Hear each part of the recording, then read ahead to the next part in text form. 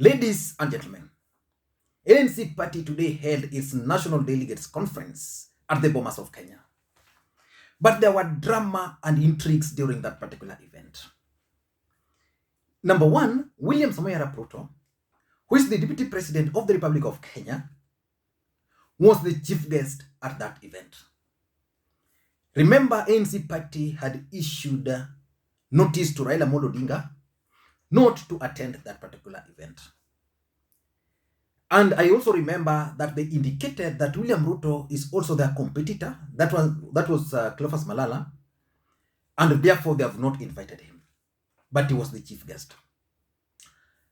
The One Kenya Alliance leadership, led by Kalonzo Musyoka, Gideon Moi, and to some extent Jimmy Wanjigi, stormed out of that particular event. And there is also some other things which I've noted, which I'll do a proper analysis on. For example, who are the biggest losers in this particular event? Rigathi Gachagua, who was positioning himself as William Ruto's running mate, was missing. I also noted that Margaret Wanjiru, missing. The other question is, what will be the implication of William Ruto teaming up with Musalia Mudavadi? Is Musalia Mudavadi William Ruto's secret card to outwit President Uhuru Kenyatta and Raila Odinga? Of course, I did a video about that long time ago. And lastly, I also expected Martha Karua and Justin Muturi to attend this event. I'm reliably informed that they decided not to attend that particular event after getting intel that William Ruto was going to also attend that event. That's why they were not there. But for this particular video, I want us to look at the main reasons why Gideon Moi and Kalonzo Musyoka decided to storm out of this event. But before we do that, for those who are watching this channel for the first time, please take a second or two and click the subscribe button so that next time we produce a video like this, YouTube will automatically notify you. And to the subscribers, I want to continue. Thank you guys for your continued support, because without that support, this channel cannot be where it is. Now, let us go to the main issue. ANC party today held its national delegates conference. And it was clear that the allies of the deputy president were invited. I know so many friends of mine who are allied to Tanga Tanga who were actually invited to this particular event way before.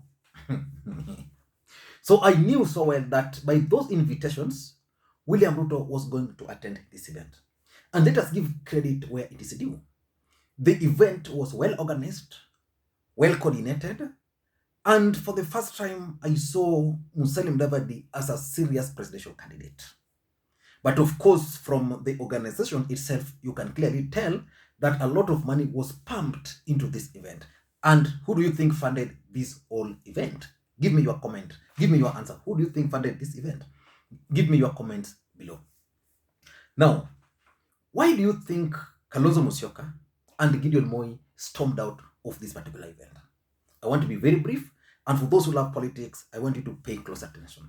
The first reason why they stormed out is because Uhuru Kenyatta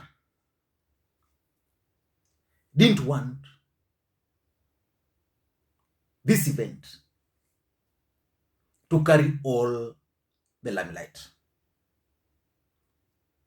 So strategically, Gideon Moi and Kalonzo Musyoka knew so well that William Ruto was going to attend this event. I've seen many people asking themselves whether Kalonzo and Gideon failed to get intelligence that Ruto was going to attend. In one of my videos, I indicated that William Ruto was going to attend this event. So if I could get that information, rest assured that Gideon Moi, a son of a former president, had that intel. Rest assured that Kalonzo Musyoka, a former vice president, had that intel. But despite that intel, they knew so well that by failing to attend this event, it was going to have the implications if they didn't attend. For example, William Ruto was going to have the field day. I mean, they were going to be the subject that, they failed to come. But by going there, what they wanted to achieve was just one: water down the whole event. That's why they stormed out. They wanted to water down the arrival of the deputy president. So the deputy president arrived, which was a big news, and then they stormed out, which is also a big news. So basically, by doing that, they watered down the impact of William Ruto's attending this event, and also the impact of the whole thing. Because Kenyans are now discussing two things: Ruto's presence and Gideon Moi and Kalonzo Musyoka storming. So that was the first thing. Number two, these guys also stormed out to signal the collapse of One Kenya alliance. From all indications and from the onset, I've always maintained that Musalia Mudavadi is going to go up to the ballot. And the truth of the matter, if Musalia Mudavadi is not going to go up to the ballot, I don't think Musalia Mudavadi will recover. So he will go up to the ballot, and maybe William Ruto support him, which also is just 1% chance. But you never know. But One Kenya Alliance movement was telling the whole country that from this particular event, it marks the end of us. I saw Kalonzo Musyoka leaving, and I saw Moses Wetangula following him. And he was explaining to Weta that, William Ruto's seat was not even reserved there. He was talking of a seat either reserved or not. So when they got the intelligence that William Ruto was already on his way, they decided the best thing, let us leave, because they were in the same holding area. So basically, this marks the end of One Kenya alliance. Number three is the William Ruto factor. Do you think Gideon Moi can support William Ruto? Of course, in politics, you can't rule out any possibility as long as their interests are converging. But those interests are not converging as we speak. So Gideon Moi will not support Ruto. Do you think Kalonzo Musyoka is comfortable with Ruto after what Ruto said in Ukambani just the other day? I also think that's not possible. So the truth of the matter is that William Ruto is one of the top presidential candidates. It's going to be impossible for One Kenya, or it was going to be impossible for One Kenya Alliance movement to convince William Ruto to be a running mate or to support them. Because number one, William Ruto is a deputy president, which means he can't be a running mate again. So he can only be a presidential candidate. But he can decide that if Uhuru and Raila corners him, he can make a decision to support either Musalia Mudavadi or any of these people.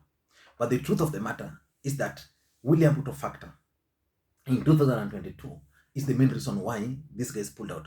Remember, Kalonzo Musyoka and Gideon Moi are working very closely with Jubilee Party through an agreement which they signed. That agreement is still binding. So they cannot leave that agreement now for or maybe without telling President Uhuru Kenyatta.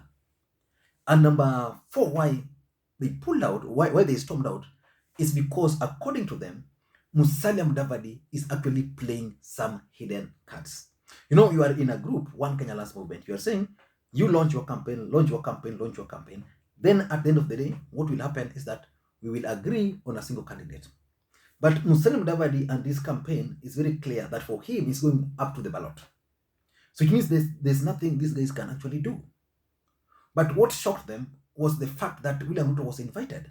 And if you listened to Cleophas Malala and you listened to Johnson Sakaja, Cleophas Malala was very clear that he and Sakaja worked very closely to organize this event. Remember, Cleophas Malala was the same person who attacked Kalonzo Musyoka for inviting Raila Odinga. He attacked him severally. So which means that attack was also approved by by Musalia Mudavadi. So the truth of the matter is that as much as Musalia Mudavadi was in One Kenya Alliance movement, he had his team, Johnson Sakaja, Cleophas Malala, negotiating with other friends, what they call friends. So they negotiated with Ruto on how they were going to work together. They negotiated with Ruto how Ruto was going to make an appearance at this particular event. And what makes this event interesting is that ANC colors and UDA colors are almost the same. So you'd think this was a UDA event. Number 4, why they stormed out is because they didn't want William Ruto to steal the show. If William Ruto had just arrived there, remember William Ruto also arrived after after Mudavadi, which I found to be very interesting, because ideally the person who ought to have arrived late was the man of the moment, Musalia Mudavadi. But Ruto arrived after Musalia Mudavadi had arrived, after other people had arrived. So basically, if it was in that Bomas, William Ruto would have arrived when everybody is seated, and everybody would have stood up to receive him. He would have stolen the show. This is what these guys didn't want. So let us leave before he comes. And lastly is the Azimio factor. You know, we are going to have a 2-horse race in 2022, this year, August. William Ruto and Raila Odinga. We are going to have 2 main alliances, one formed by William Ruto and his team, and the Azimio formed by President Uhuru Kenyatta and his handshake partner, Raila Odinga. So Gideon Moi and Kalonzo Musyoka have soft spot for Azimio. So if they had attended this event and William Ruto attended this event, it means they will not be trusted on the other side. Now that they've stormed out, it means tomorrow they can still be trusted on the other side. Because basically they stormed a serious event.